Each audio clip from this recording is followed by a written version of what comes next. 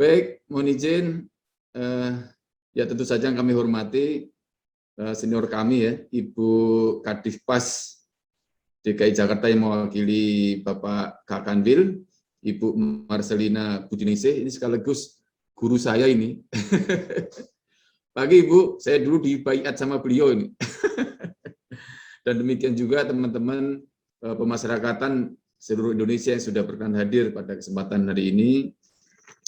Juga tentu saja yang kami hormati Bapak Dekan Fakultas Hukum Universitas Empu Tatular beserta jajaran Sivitas Akademika serta semua hadirin webinar yang kami hormati. Oh ya, Ibu Kepala Bapas ya, Ibu Kepala Bapas Jakarta Timur Utara yang sudah luar biasa, ini juga senior saya menyelenggarakan kegiatan seminar ini, dan terima kasih atas perkenannya memberikan kesempatan kepada kami. Wah, ini rasanya kangen terobati ini, bertemu dengan teman-teman meskipun dalam kondisi COVID, kondisi pandemi, namun kita tetap bisa bertatap muka, bersilaturahim. Bunga melati harum mewangi, mekar berserak bunga mentimun.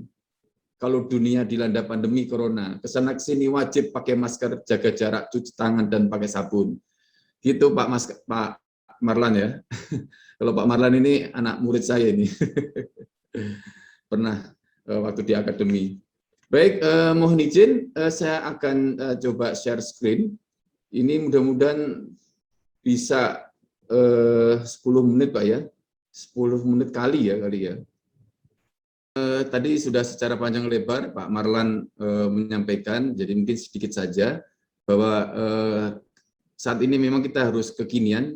Jadi kalau Bapak Ibu berkenan untuk atau terutama adik-adik mahasiswa berkenan review, like, subscribe, ini alamat medsos saya, tpsnyambung.com, Akbar Hadi. Di sana ada jadi kewajiban seorang komunikasi itu harus punya semua media sosial yang sedang ngetren di TikTok, Instagram, Facebook, YouTube. Boleh di sini. Kalau apa yang disampaikan Pak Marlan tadi, beberapa dokumentasi di media TV juga ada di YouTube saya yang mungkin bisa langsung diklik di sini kalau ingin berkenalan lebih lanjut ya. Baik, terima kasih. Nanti jangan sampai habis disemprit Pak Marlan. Mohon izin, saya dapat juga tugas dari pimpinan untuk sekaligus memperkenalkan tentang BPIP ya. Mohon izin kami tayangkan.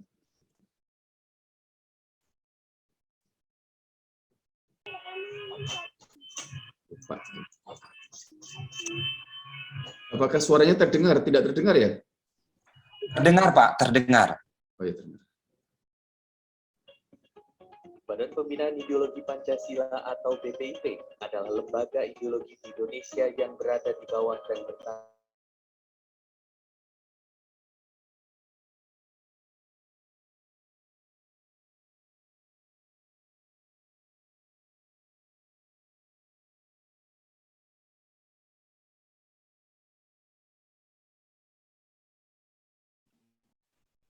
Presidenan Republik. Maaf, suaranya hilang ya? Tepatnya di Jalan Veteran. Iya Pak, tolong jangan di-unmute Pak. Oh jangan iya. Jakarta. Sebentar.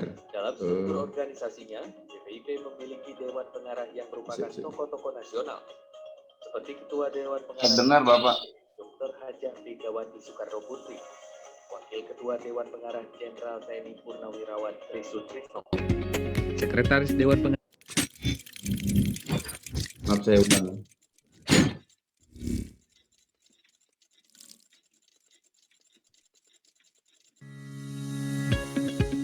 Badan Pembinaan Ideologi Pancasila atau BPIP adalah lembaga ideologi di Indonesia yang berada di bawah dan bertanggung jawab kepada Presiden.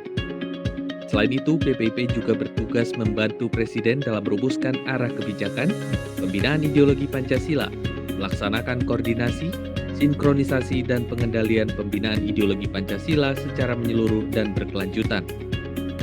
Berlokasi di lingkungan Istana Negara Kepresidenan Republik Indonesia, tepatnya di Jalan Veteran 3 Nomor 2, Jakarta Pusat, Provinsi DKI Jakarta. Dalam struktur organisasinya, BPIP memiliki Dewan Pengarah yang merupakan tokoh-tokoh nasional, seperti Ketua Dewan Pengarah BPIP, Dr. Hajah Megawati Soekarno Putri, Wakil Ketua Dewan Pengarah Jenderal TNI Purnawirawan Tri Sutrisno, Sekretaris Dewan Pengarah Mayor Jenderal TNI Purnawirawan Wisnu Bawatenaya.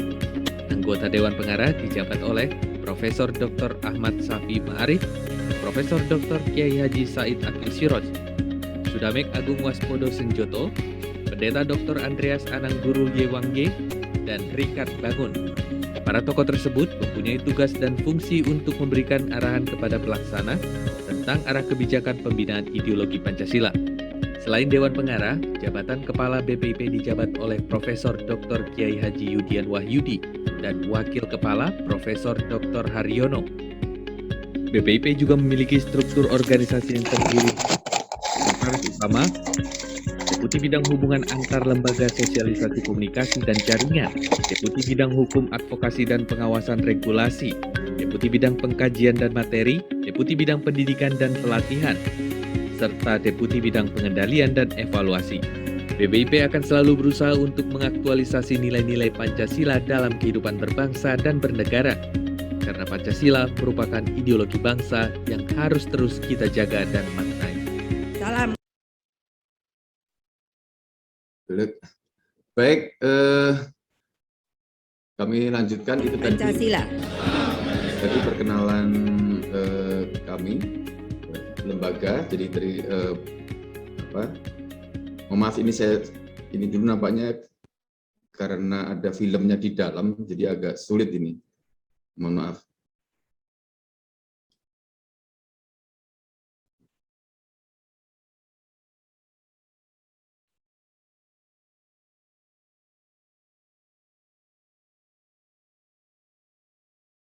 Mohon maaf, mungkin panitia bisa tampilkan ini mungkin karena di PowerPoint saya ada filmnya sehingga agak kesulitan ini. Mohon maaf.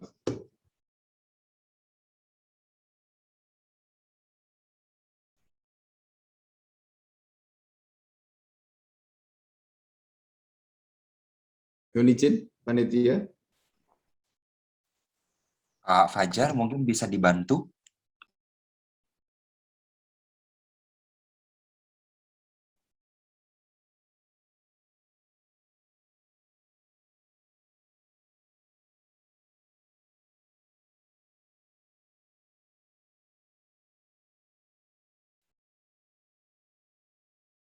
Ya, baik. Baik, Bapak Ibu sekalian, sudah terlihat? Sudah, Bapak Akbar. Ya, silakan. Baik, terima kasih. Baik, Bapak Ibu sekalian, para mahasiswa mungkin barangkali, serta teman-teman semua, pada kesempatan ini, panitia menyampaikan kepada kami dengan tema dengan semangat kemerdekaan RI ke-76, kita wujudkan SDM yang kreatif dan inovatif di masa pandemi COVID. Oleh karena itu, kami akan ambil tema inovasi dan kreativitas gotong royong berbasis Pancasila pada era pandemi COVID-19. Kita tahu bahwa alhamdulillah pada 2 hari yang lalu sudah diumumkan melalui WW COVID-19 bahwa situasi COVID di Indonesia sudah mulai menurun walaupun memang masih ada angka kematiannya, namun ada prospek yang cukup bagus. Karena itu perlu kita pertahankan, dan ini Presiden juga sudah menurunkan levelnya menjadi level 1 dan 3 gitu ya. Dan beberapa lokasi alhamdulillah sudah mulai, dan diharapkan juga hari Senin juga sudah mulai ada kegiatan pendidikan walaupun terbatas ya, sekolah sudah mulai dibuka, dan ini membanggakan bagi kita semua. Memang pada saat pandemi COVID ini perlu kita perlu sikapi bersama dengan terus kewaspadaan kita. Jadi kalau kita lihat bagaimana tingkat kepatuhan protokol kesehatan berdasarkan penelitian dari Badan Statistik Nasional bahwa kelompok usia remaja 17-30 itu menjadi kelompok usia yang cenderung paling abai terhadap protokol kesehatan. Untuk itu kita senantiasa untuk mengingatkan, meskipun sekarang ini sudah mulai menurun, ingat jangan sampai ada gelombang ketiga ya, gelombang kedua. Kita tahu bahwa gelombang pertama mungkin tidak separah sehebat gelombang kedua. Oleh karena itu kita berharap gelombang ketiga jangan sampai ada di Indonesia, Oleh karena itu kita sama-sama saling mengingatkan untuk tetap memakai masker, menjaga jarak, dan cuci tangan. Dan yang lebih penting adalah membatasi kerumunan. Selanjutnya,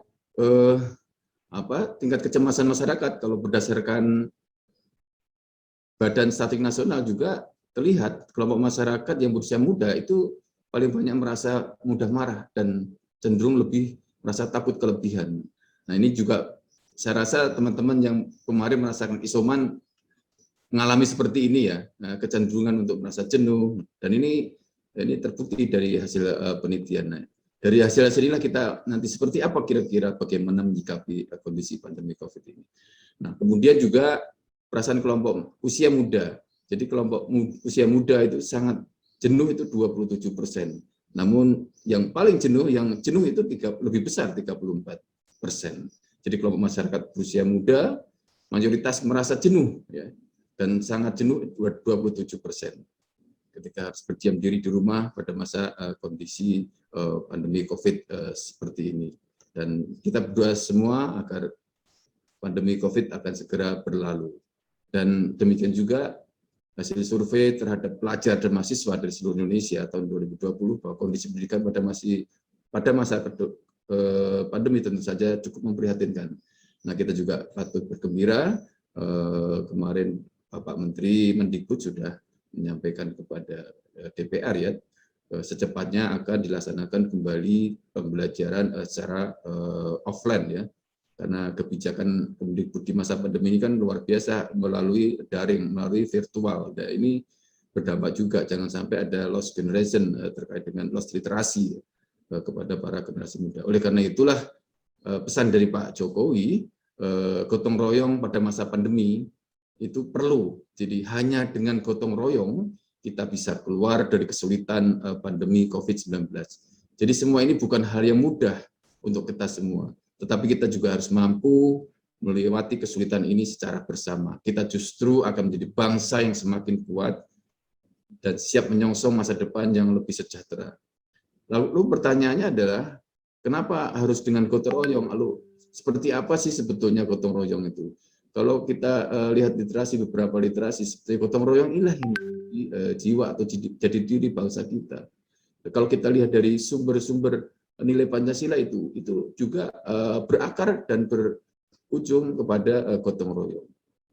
Dan kita tahu bahwa sebetulnya Pancasila itu juga berasal dari adat istiadat kita. Kemudian dari kearifan lokal kita. Kita tahu beberapa kegiatan-kegiatan yang mungkin sekarang sudah mulai punah ya, dan itu apalagi di masa pandemi COVID seperti ini. Nah, ini adalah tantangan kita semua. Ketika kita menyikapi di kondisi saat ini sebagai sesuatu yang seolah menjauhkan, justru di sini bagaimana kita berkreasi, berinovasi, bagaimana budaya-budaya kita, bagaimana kearifan lokal kita, bagaimana dengan jati diri bangsa Indonesia yang memang falsafah dan ideologi itu selalu berkembang.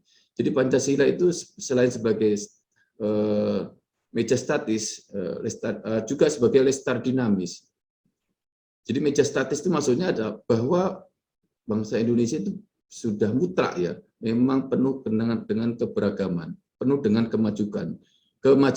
Kita tahu bahwa dari Sabang sampai Merauke itu berapa suku yang ada dari Sabang sampai Merauke. Demikian juga bahasa. Di Papua saja itu ada lebih kurang ada 600 jenis bahasa. Coba bayangkan. Kalau memang kita tidak punya rasa yang sama, memiliki sebagai nasionalisme, memiliki ini adalah Indonesia, maka ya tentu saja ini rentan terjadi konflik. Ya sebagaimana kita tahu seperti di Afghanistan misalnya. Dulu pernah Pak Jokowi ketemu dengan Presiden Afghanistan. Beliau menyampaikan pesan kepada Pak Jokowi, mohon dijaga betul Indonesia, itu luar biasa, itu anugerah Tuhan yang Maha Kuasa. Bagaimana begitu banyaknya keberagaman, namun sampai sekarang masih utuh. Kami di Afghanistan ini baru 6 suku, itu saja sudah luar biasa itu. Sampai sekarang kita juga lihat ya bagaimana Afghanistan sekarang sedang bergolak. Hanya 6 suku bangsa di sana. Nah, itu yang mungkin barangkali perlu kita harus syukuri. Nah, selanjutnya bagaimana gotong royong di dalam sila-sila Pancasila. Kita tahu bahwa bukan berarti kita sama-sama berdua, tidak. Ketika kita menerapkan bagaimana gotong royong menerapkan sila-sila dalam Pancasila, maka kita mengamalkannya secara toleran, saling menghormati, saling menjaga umat beragama yang berbeda, kita saling berbagi kebaikan, kebahagiaan dan kesejahteraan bersama. Contoh, ketika saya lihat dengan mata kepala sendiri bagaimana di Bali orang yang mengadakan kegiatan sholat Jumat itu masyarakat penduduk di sana itu yang bukan beragama Islam itu ikut menjaga. Nah ini ya sebagai bentuk toleransi yang nyata bagaimana masyarakat Indonesia dari sejak dulu memang sudah punya rasa gotong royong itu sudah ada, karena kita semua dan Bapak Ibu yakin semua kita makan dengan makan dari tanah Indonesia, kita juga minum dari airnya Indonesia, dan kita menghirup udara Indonesia, dan kita yakini bahwa kita punya perasaan yang sama, kita punya kebiasaan yang sama, kita punya adat yang sama. Oleh karena itu harus kita kembangkan. Makanya oleh karena itu Bung Karno menyampaikan bahwa beliau itu bukan menciptakan Pancasila, tetapi beliau menemukan, beliau menggali, sehingga ada nilai-nilai dasar yang menjadi dasar negara kita, yaitu Pancasila. Kemudian sila kedua ini memerintahkan kita untuk menghormati orang lain sebagai manusia, human dignity, yang bermartabat tanpa memandang suku, agama, ras, dan agama. Mereka harus dihormati karena statusnya sebagai manusia. Nah ini yang penting ya, yang penting kita pahami semua. Kemudian dari bagaimana dengan gotong royong dari sila persatuan, ini jelas persatuan adalah prinsip utama dalam mendirikan bangsa dan negara Indonesia. Coba bayangkan Bapak Ibu sekalian, berapa negara, berapa kerajaan misalnya sebelum Bung Karno menyampaikan proklamasi, coba itu ada yang namanya kerajaan di Aceh, kerajaan di Maluku, ya, di Ternate, kemudian di Jawa saja sudah jelas itu ada Keraton Yogyakarta, Kesultanan Cirebon, dan sebagainya. Nah itu ketika Bung Karno menyampaikan proklamasi kami, nah itu hanya nggak sampai satu jam, nggak sampai 5 menit, itu bersatu seluruh bangsa-bangsa, seluruh suku bangsa Indonesia bersatu menundukkan diri kepada Indonesia. Nah, ini kan luar biasa ya, yang dan tidak ada dalam sejarah. Tanpa pertumpahan darah, tanpa ada peperangan, hanya dengan proklamasi seluruh kerajaan-kerajaan, kesultanan yang ada di wilayah Nusantara ini menundukkan untuk menjadi bangsa Indonesia. Ini luar biasa sekali, ini yang perlu harus kita contoh. Nah, kemudian bagaimana dengan menerapkan sila keempat, yaitu negara dikelola oleh rakyat, melalui rakyat, dan untuk rakyat. Oleh sebab itu, dalam kehidupan bermasyarakat, kepentingan rakyat harus selalu diutamakan dengan menjunjung tinggi musyawarah untuk mencapai mufakat. Dan tentu saja kita berproses ya. Proses itu sebagaimana lagu Indonesia Raya, bangunlah jiwanya, bangunlah badannya. Nah, kenapa seolah-olah bangun jiwanya itu tidak kelihatan? Karena memang lebih orientasinya ke badannya. Jadi kalau kita lihat bagaimana infrastruktur, jadi orang itu melihat lebih banyak fisiknya, melihat faktanya. Kamu sudah buat apa?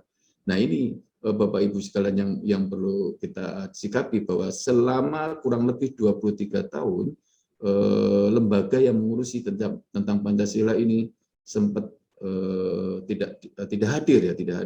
Dulu pernah yang namanya mungkin Bapak Dekan dan Bapak Ibu semua, mungkin Bu Kadif ya, merasakan bagaimana P4. Namun seiring dengan perkembangan zaman, kemudian ada namanya era reformasi, ternyata BP7 dihilangkan, dibubarkan. Bahkan dengan adanya Undang-Undang Sisdiknas tahun 2003 itu tidak ada lagi pelajaran Pancasila di sekolah dasar dan menengah, namun di perguruan tinggi masih ada. Nah ini juga izin Pak Akbar, tinggal 5 menit lagi ya Pak. Wah. Izin Pak. Baik, terima kasih sudah diingatkan. Kita lanjut saja, ini belum baru teori. Baik, mungkin yang perlu kita sikapi di masa pandemi, bagaimana menggiatkan gotong royong ini, yang pertama adalah menjadi agent, yaitu bagaimana mengkampanyekan protokol kesehatan kepada masyarakat di lingkungan sekitar. Dan ini sebagai salah satu juga bagaimana hoax itu masih begitu dahsyatnya diproduksi hampir setiap hari. Bahkan sampai sekarang orang itu nggak ada yang juga nggak mau suntik vaksin ya, gara-gara mendapatkan info yang tidak benar terkait vaksin. Kemudian melakukan cek and recheck, membuat grup sosial yang menyampaikan informasi yang positif, mengajak masyarakat untuk tidak antipati terhadap pasien ataupun jenazah COVID dan sebagainya, membuat warga dan sebagainya. Nah, yang paling penting adalah bagaimana kita keteladanan inovasi yang sudah dibuat oleh masyarakat Indonesia terkait gotong royong. Sebagaimana ini sebagai contoh adalah aksi gotong royong pemuda lintas agama. Nah ini teman-teman atau Bapak Ibu semua bisa dilihat sejumlah pemuda lintas agama menyiapkan bingkisan berisi sembako, obat, vitamin. Ini sebagai salah satu contoh ya. Ini sebetulnya banyak ada kegiatan seperti ini. Ini salah satu contohnya adalah di kota Banjar, Jawa Barat. Jadi aksi gotong royong lintas agama ini diselenggarakan oleh pemuda gereja Santo Filipus bersama dengan pemuda Muslim. Jadi membagikan 200 bingkisan kepada warga yang terdampak PPKM. Demikian juga ini kalau teman-teman mahasiswa ya, ada program gotong royong ini kebetulan digagas oleh Fakultas Ekonomi UGM. Jadi bagaimana mereka kondisi pandemi COVID ini, bagaimana pemasukan mereka berkurang, produksi berkurang karena masyarakat mereka membantu menjadi inisiator produk ikonik global Indonesia, bahkan mereka mengirimkan produknya ke luar negeri. Nah selanjutnya ini ada contoh lagi bagaimana keteladanan inovasi. Ini Kemenkominfo bekerjasama dengan kantor staf presiden itu membuat aplikasi 10 rumah aman. Jadi bagaimana di sini juga ada fitur yang namanya berbagi makanan dan masakan. Jadi kalau ada yang isoman dan sebagainya, ini dengan menggunakan aplikasi ini kita bisa berbagi. Itulah gotong royong. Nah, sebagaimana webinar kali ini antara Emputan Tular dengan Bapas itu luar biasa. Inilah yang sejatinya contoh-contoh konkret gotong royong. Dan ini ada lagi satu aplikasi Curhatin. Ini adalah penemuan Android mobile yang dirancang oleh masa ITS ya. Ya siapa tahu nanti dari teman-teman mahasiswa Emputan Tular juga bisa memberikan inisiatif kreativitasnya, inovasi ini. Ya.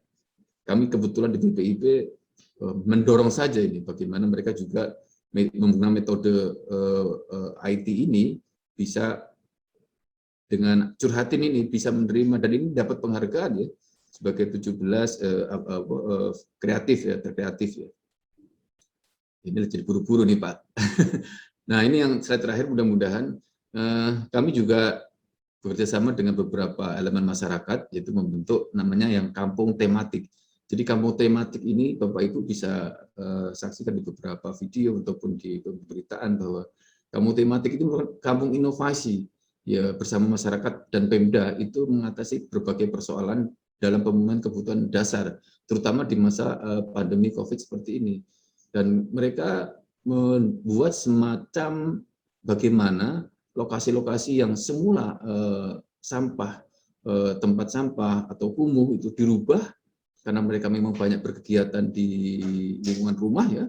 Di lingkungan rumah mereka akhirnya tidak bekerja, mereka berinisiasi, ada yang membuat kolam, ada yang membuat semacam tanaman hidroponik, dan ini luar biasa. Ada beberapa yang memang sudah menghasilkan.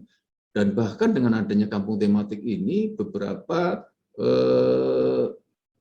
dari mereka itu menyampaikan ke media sosial, ke Instagram, Facebook, penasaran orang datang, nah mereka menjadi tempat wisata. Itu juga ada beberapa seperti itu. Yang pernah kami alami sendiri juga waktu Bapak Kepala meresmikan yang namanya Pasar Pancasila, itu juga seperti itu. Dengan kreativitas masyarakat meresmikan Pancasila itu, bagaimana pasar itu dikreasi sedemikian rupa sehingga bentuknya seolah-olah menggunakan tidak hanya melulu tentang bagaimana ekonomi saja, tetapi juga bagaimana sosialisasi, bagaimana tetap berjalan. Jadi kalau jaga jarak boleh, tapi kalau antisosial ya nggak boleh. Nah demikian juga ini yang digagas oleh pemerintahan Jawa Tengah ya Pak Ganjar Pranowo, itu membuat program yang namanya program Joko Tonggo. Jadi diambil di bawah bahasa Jawa, Joko itu artinya menjaga. sedangkan tonggo itu tetangga. Jadi bagaimana kita perhatian kepada lingkungan masyarakat kita. Jadi intinya bagaimana COVID ini tidak harus dilawan dengan penuh yang tadi kami sampaikan itu, dengan berdasarkan statistik, tidak harus dengan rasa ketakutan, kejenuhan dan sebagainya. Tapi bagaimana justru ini menjadi challenge, ini menjadi tantangan. Inilah yang mungkin Allah turunkan untuk kita lebih maju, lebih berkreasi, lebih peduli kepada sesama. Baik, mungkin itu saja Pak Marlan. Mohon maaf kalau waktunya berlebihan. Terima kasih atas perhatiannya. Salam Pancasila.